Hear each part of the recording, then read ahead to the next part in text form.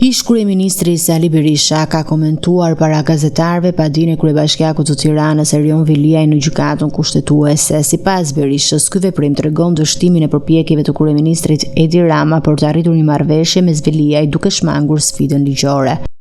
Edi Rama pasi i futi gjushin në qeli, pasi bëri çdo lloj përpjekje për të bërë pazar me Erion Velin, që të mos të pranojë shkarkimin dhe të mos i drejtohet gjykatës kushtetuese, duket se dështoi në këtë përpjekje.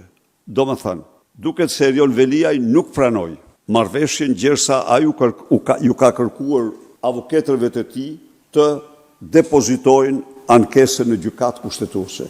Ai ka theksuar gjithashtu se padia mund të vënojë procesin e zgjedhjeve të pjesshme në kryeqytet, por është i bindur se presidenti do të dekretojë datën për votime, duke quajtur këtë veprim një detyrim institucional që nuk mund të shtyhet. Pavarësisht nga kjo, sot është ditë e hënë, prishni nga ora 1 kukulla e Edi Ramës në presidencë do firmos mos pas lënë vaj autopenin aty për datën e zgjedhjeve.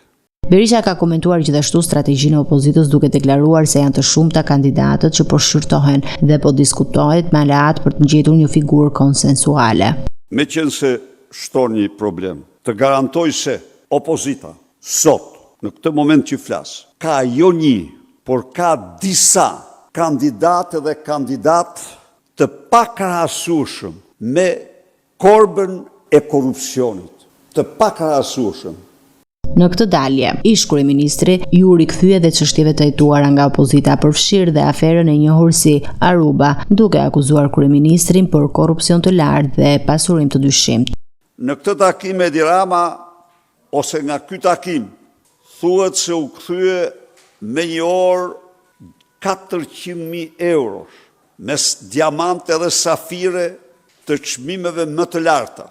Edi Rama nuk flet për takim në Arubës, sepse ky takim një lloj si Maduron e Venezuelës e shpall atë në Europë një kryetar të narkoshtetit parë dhe të vetëm të kontinentit.